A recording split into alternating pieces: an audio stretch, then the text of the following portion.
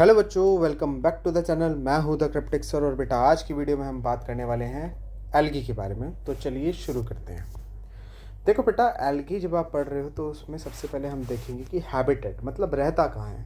तो ये aquatic habitat में पाए जाते हैं, पानी में पाए जाते हैं। जहाँ पे फ्रेश वाटर हो वहाँ पे भी मिल सकते हैं, मरीन वाटर में मिल सकते हैं। ठीक है।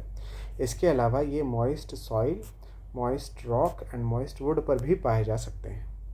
दूसरा, अगर बॉडी की बात करी जाए तो बेटा यहाँ पे कुछ ऑर्गेनिजम्स ऐसे होते हैं जो यूनिसेलुलर हैं, कुछ ऐसे हैं जो मल्टीसेलुलर हैं। ठीक है।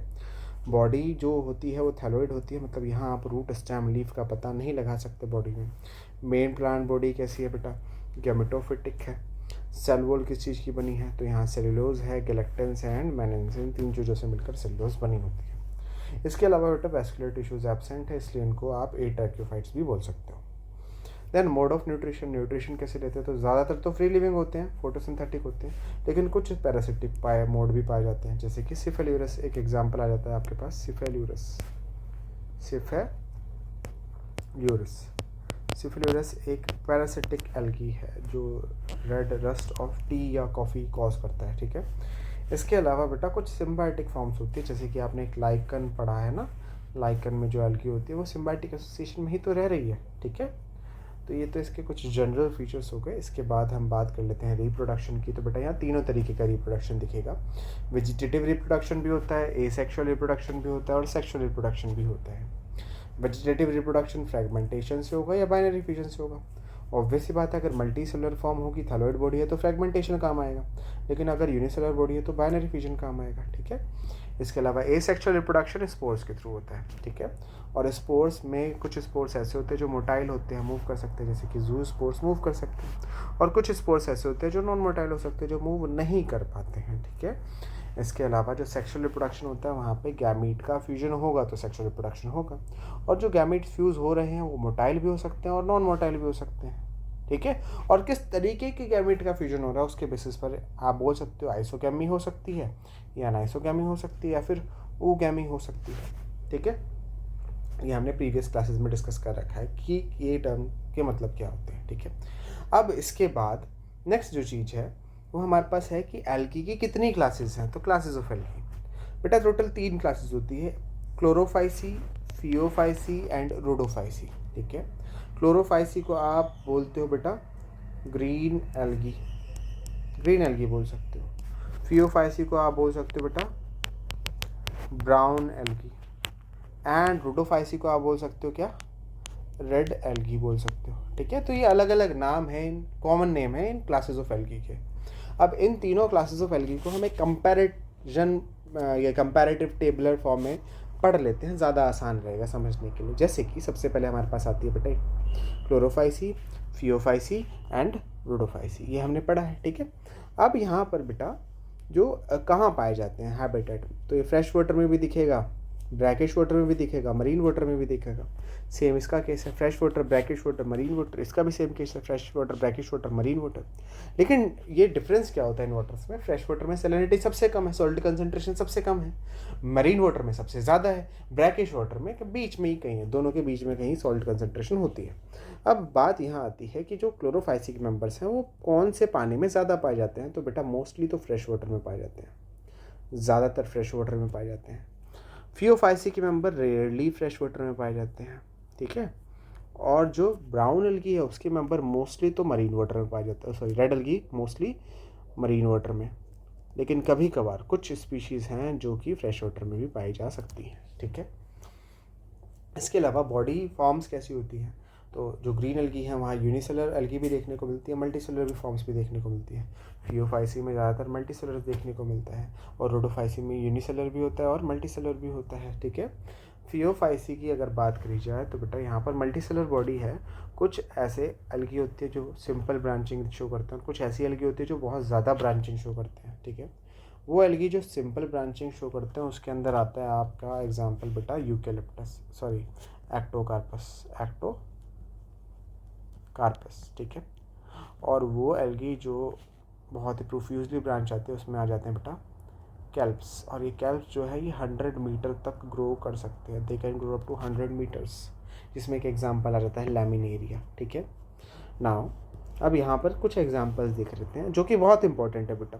सबसे पहले ग्रीन एल्गी में तो सबसे पहले आएगा बेटा क्लोमाइडोमोनास, फिर क्या आएगा क्लोरेला, स्पायरोगैरा, यूलोथ्रिक्स, कारा, वॉलवॉक्स, यूडोरिना। ठीक है, ये अलग अलग ग्रीन एल्गी के एग्जाम्पल हैं।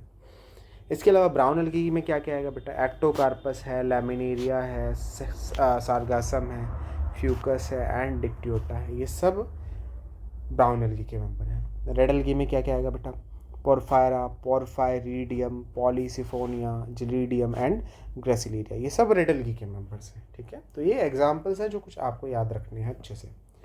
नेक्स्ट जो पॉइंट आता है बेटा इन सबके सेल वॉल का कंपैरिजन। देखो बेटा, अंदर वाली सेल वॉल तो सब में ही तीनों एल्गी में किसकी बनी है, सेलुलोज की। जो आउटर सेल वॉल है वहाँ पे डिफरेंस देखने को मिल रहा है। आउटर जो लेयर है उसमें ग्रीन एल्गी में पैक्टिन की बनी है, ब्राउन एल्गी में हाइड्रोकोलोइड की बनी है। और कौन सा हाइड्रोकोलोइड है बेटा, एल्जिन। और एल्जिन एक कैसा हाइड्रोकोलोइड है बेटा, तो it is a non sulphated ester, non sulphated ester होता है। ठीक है, और अगर हम रेड एल्गी की बात करें तो बेटा यहाँ आउटर जो है वो बनी हुई है हाइड्रोकोलोइड की से। हाइड्रोकोलोइड है लेकिन कौन सा, अगार एंड कैराजिन। ये हाइड्रोकोलोइड यहाँ प्रेजेंट होते हैं जो कि क्या होते हैं बेटा, they are poly sulphated ester, they are poly sulphated esters होते हैं। ठीक है, they are poly sulphated asters.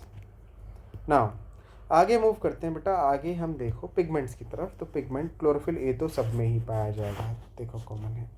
इसके अलावा क्लोरोफिल बी जो है वो क्लोरोफाइसी में, क्लोरोफिल सी फियोफाइसी में, क्लोरोफिल डी रोडोफाइसी में। ठीक है, तो ए तो सब में, बी सी एंड डी ऐसे याद रख लेना। ठीक है, उसके बाद कैरोटीनॉइड्स जो होती हैं वो ग्रीन एल्गी में पाई जाती हैं। कैरोटीनॉइड्स में कैरोटीन्स भी आ जाते हैं और ज़ैंथोफिल्स भी आ जाते हैं। यही कैरोटीन और यही ज़ैंथोफिल ब्राउन एल्गी में भी पाए जाते हैं। लेकिन ब्राउन एल्गी में एक और ख़ास तरीके का ज़ैंथोफिल पाया जाता है जिसको आप नाम देते हो फ्यूकोजैंथिन। ठीक है, रेड एल्गी में कुछ फाइकोबिलेंस होते हैं जैसे आर फाइकोसाइनिन या फिर आर फाइकोएराथ्रिन हो गया, ये पिगमेंट पाए जाते हैं। अब बेटा इन एल्गी का नाम आपने क्लोरोफाइसी, फियोफाइसी या रोडोफाइसी या फिर आपने ग्रीन एल्गी, ब्राउन एल्गी या रेड एल्गी क्यों रखा है, तो सिंपली बेस्ड ऑन कि कौन सा पिगमेंट वहाँ ज़्यादा देखने को मिलता है। तो बेटा अगर मैं ये बोलूँ कि जो ग्रीन एल्गी क्लोरोफाइसी है उसका कलर ग्रीन है, तो ग्रीन कलर किस वजह से आता है, क्लोरोफिल की वजह से। सबसे ज़्यादा क्या होना चाहिए बेटा, क्लोरोफिल सबसे ज़्यादा होगा ग्रीन एल्गी में। ठीक है, दूसरा अगर फियोफाइसी की बात करें तो बेटा ब्राउन है, और ब्राउन कलर के लिए कौन रिस्पॉन्सिबल होता है, फ्यूकोजैंथिन, तो यहाँ फ्यूकोजैंथिन सबसे ज़्यादा होगा। और रेड एल्गी जो है उसमें इराइथ्रिन, आर फाइको इराइथ्रिन सबसे ज़्यादा होगा क्योंकि इराइथ्रिन पिगमेंट ही रेड कलर के लिए रिस्पॉन्सिबल होता है। ठीक है, तो ये आपको याद रखना है कि पिगमेंट्स कौन कौन से होते हैं और मेजर पिगमेंट कौन सा है कौन सी एल्गी में। ठीक है, नेक्स्ट हम बढ़ देंगे बेटा उसके रिजर्व फूड के बारे में। रिजर्व फूड क्या होता है, क्या स्टोर करते हैं अपनी बॉडी के अंदर। तो बेटा सबसे पहले अगर क्लोरोफाइसी देखो तो ये पायरिनोइड स्टोर करते हैं। पायरिनोइड क्या होता है, बेसिकली है तो स्टार्च, लेकिन स्टार्च के अलावा यहाँ प्रोटीन भी प्रेजेंट होता है, तो it is a starch beside protein. और पायरिनोइड का नंबर वेरी करता है फ्रॉम एल्गी टू एल्गी।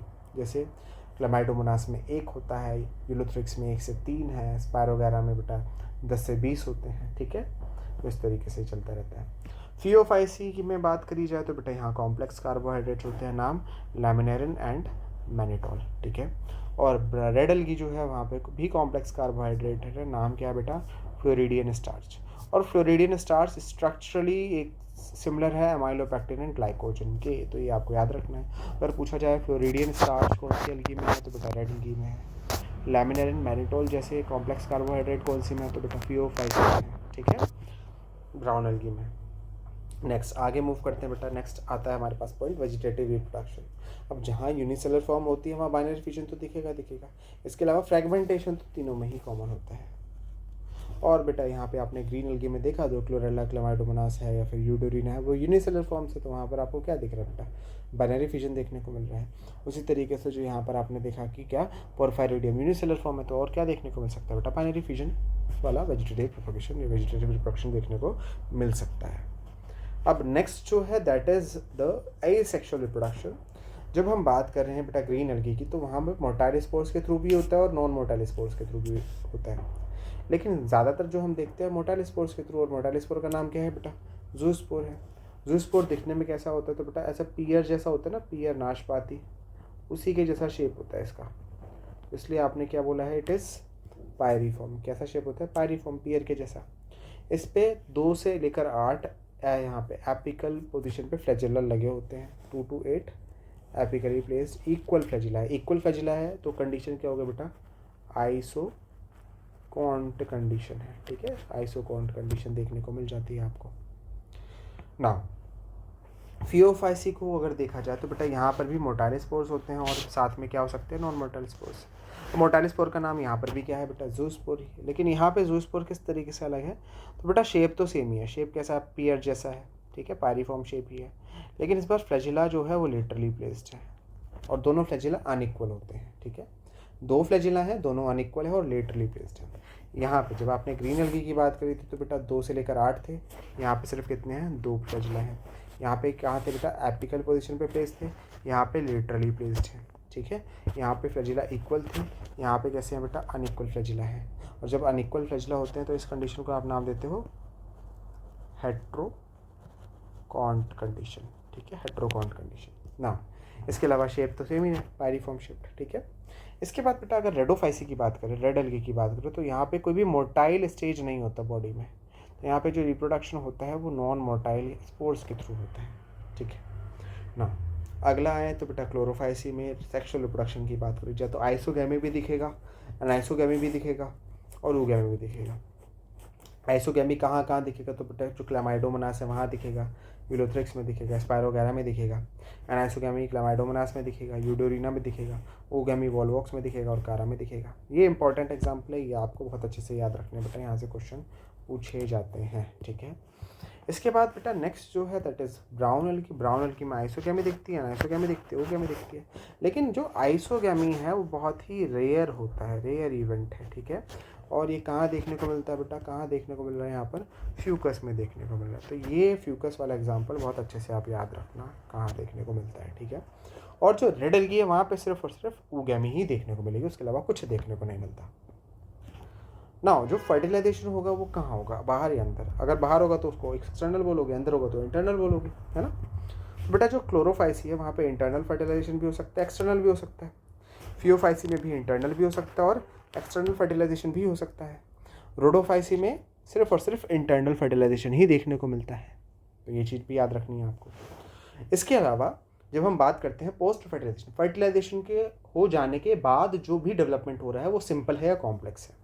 तो ब्राउन जो ग्रीन एल्गी है वहाँ बहुत सिंपल डेवलपमेंट होता है, ब्राउन एल्गी में सिंपल डेवलपमेंट होता है। लेकिन रेड एल्गी में यही डेवलपमेंट बहुत कॉम्प्लेक्स हो जाता है, जो कि इंपॉर्टेंट पॉइंट है, आपको अच्छे से याद रखना है। ठीक है, चलो अब आगे पढ़ते हैं बेटा, आगे देखते हैं कुछ इंपॉर्टेंट पॉइंट्स के बारे में यहाँ पर।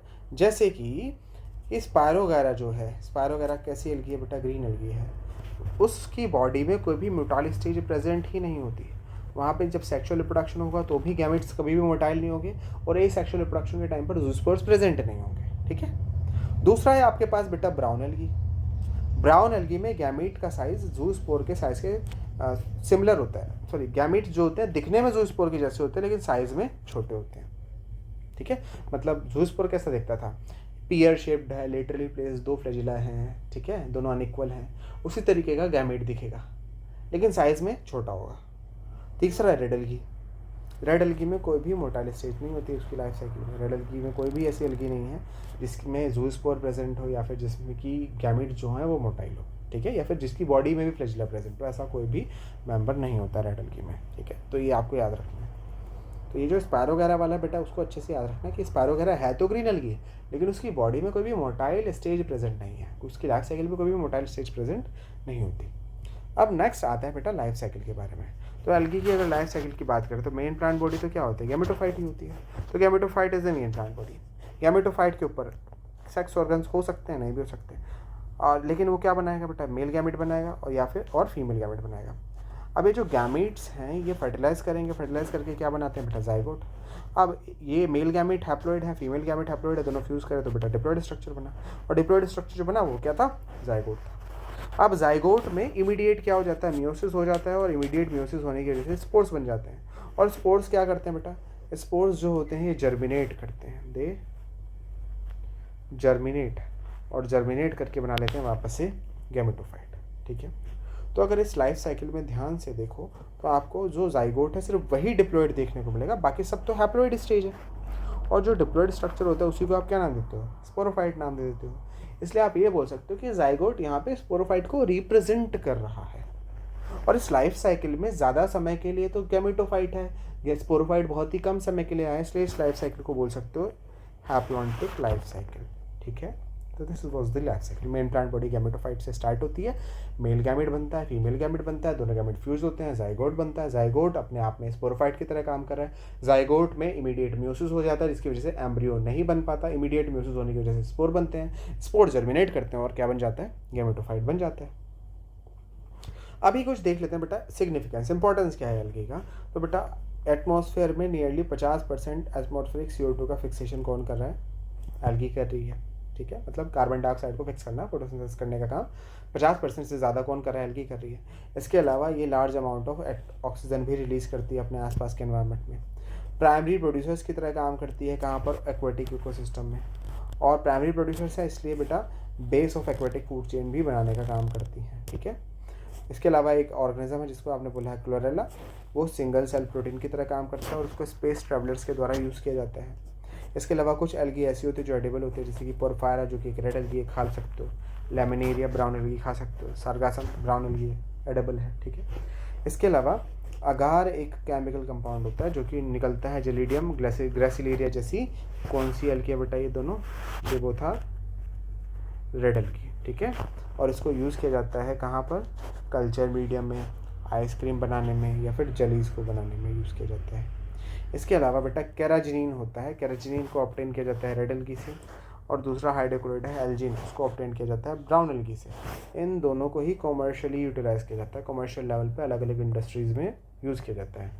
इसके अलावा ब्राउन एल्गी जो मेंबर्स है वो आयोडीन का एक बहुत अच्छा सोर्स माने जाते हैं। ठीक है, तो ये सब जो चीज़ें थी, these were the significance of algae, importance of algae. ठीक है, तो बेटा इस लेक्चर के लिए सिर्फ इतना ही। आई होप आपको ये लेक्चर समझ में आया होगा बेटा, पसंद आया होगा।